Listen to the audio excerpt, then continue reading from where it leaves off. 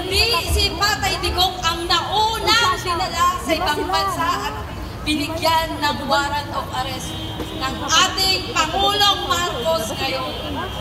Kami, nandito ang papel. Kami 4 na Pilipino, puro OFW. Pinailan kami nang hindi namin alam kung totoo na Interpol Red Notice.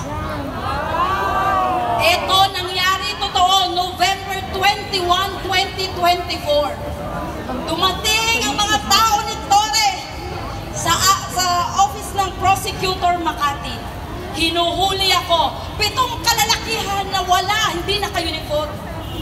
Sabi nila meron akong red notice at kailangan akong ipadala sa Hague or sa UAE.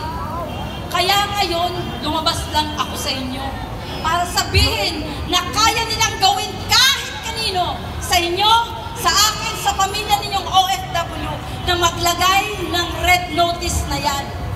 Hindi natin alam kung ito ay totoo o anuman. Ang sinasabi ko dito, kinuha nila ako, dinala sa Krame, sa opisina ni Torre. Si Acosta. 7 araw nandun ako sa kanyang opisina, naghihintay ng kasagutan bakit ako nandoon. Humingi na ako ng tulong kung kani-kanino. Dumating ang 2 PAW na lawyers at sinabi, hindi ka dapat nandyan.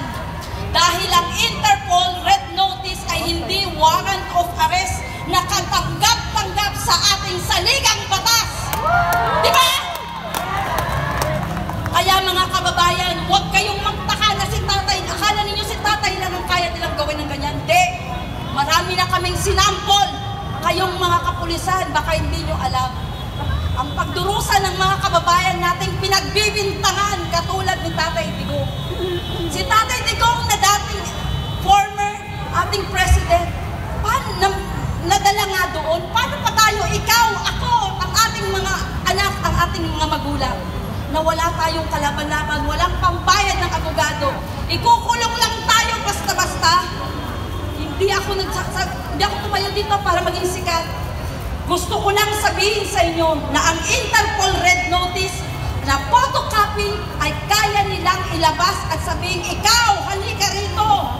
Ikukulong kita rito, ipapadala kita ng Hague, ipapadala kita ng Dubai, nang wala sa ating saligang batas. Manot pat meron tayong saligang batas para sila pa rin ang matupad. Sino pa sila?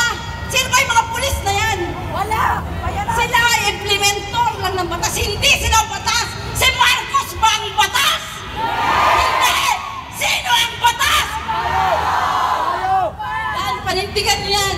Huwag tayong umalis dito nang hindi natin nasasabi ang ating mga damdamin, ang ating saloobin. Dahil kahit ang mga pulis na kasama ko doon, nagngingit-ngit ang kalooban. Ngunit sa dahil lang sila ay mga mabababang rangko, wala silang magawa. Sa kamay nito mga ulupong na walang kabusugang mga general. Torre Prison! At sino ang isa ngayon?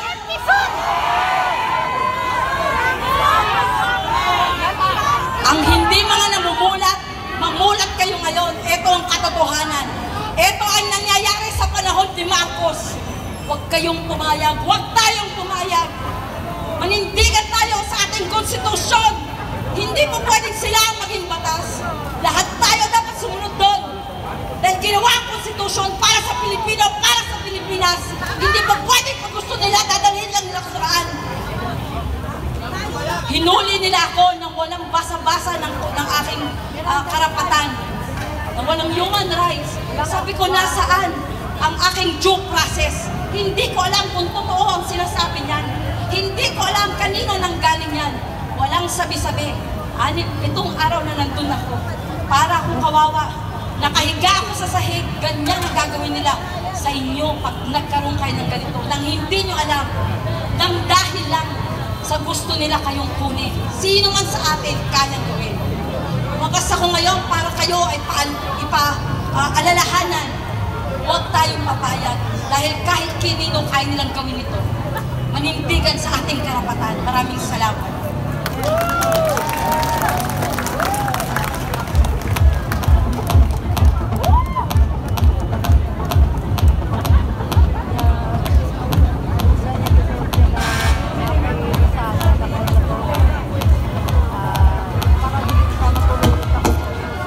200. Salamat po.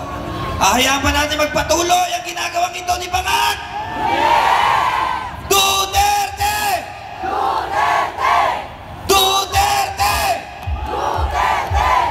At ngayon naman po, mga kababayan, muli, nandito na po ang ating kasama at ang maisog na pambato sa Senado, Atty. Vic Rodriguez. Pakinggan po natin! Respeto, Pangulong Rodrigo Roa Duterte, tanggapin po ninyo ang aking magalang na pagbating happy birthday sa inyo. Bagamat tayo inaharap sa napakalaking pagsubok, Mr. President Duterte, hangad ko po ang inyong mas mabuting kalusugan. Pinagdarasal ko ho ang inyong kaligtasan at ang agarang paglaya at pag-uwi dito sa ating bansa sa Pilipinas. Sa ating mga kababayan sa iba't ibang panig ng mundo at dito sa Pilipinas, patuloy po tayong magkaisa. Huwag po nating kalilimutan ang taong tunay na nagmamahal sa ating mga Pilipino. Lumaban sa sindikato ng droga, linabanan ang mga kriminal, subalit inihandog ng sarili niyang gobyerno sa kamay ng mga naglalaway na banyagan. Patuloy po tayong magkaisa, sikapin po natin na may uwi si Pangulong Rodrigo Roa Duterte sa lalong madaling panahon. At ngayon po tayo ay humaharap sa isang palapit na halalan. Sana ho, magtulong-tulong tayo, tulungan ninyo ang Duterte 10 o yung 10 kanyang inendorso bilang kandidato at kasenador.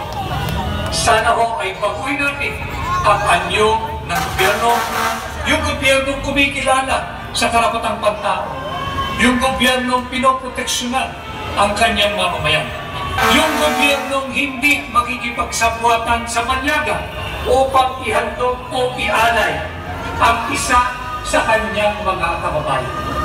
Magsama-sama po tayo, tulungan po ninyo kaming Duterte 10, yung 10 kandidatong inendorso, sinusuportahan at inilalapit sa inyo ni Tatay Digong.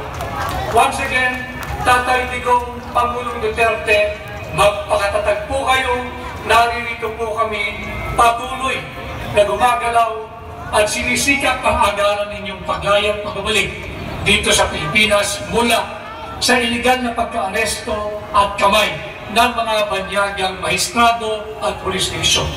At sa sambayan ng Pilipino, patuloy po ninyong ipagdasal ang kalusugan, kaligtasan at agaran.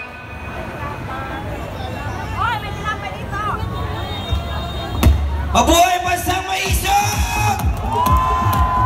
At ngayon mga kababayan, bibigyan naman po natin ng pagkakataon. Ito po, isang babae, napakatapang. Siya po ang bayani ng mga vloggers! Mga vloggers! Siya din po ang boses ng mga kababaihan na maisog, na nagsasalita at sinasabi, kinukwento, binapalita ang kagaguhan ng gobyernong Bangag. Palakpakan po natin, Ma'am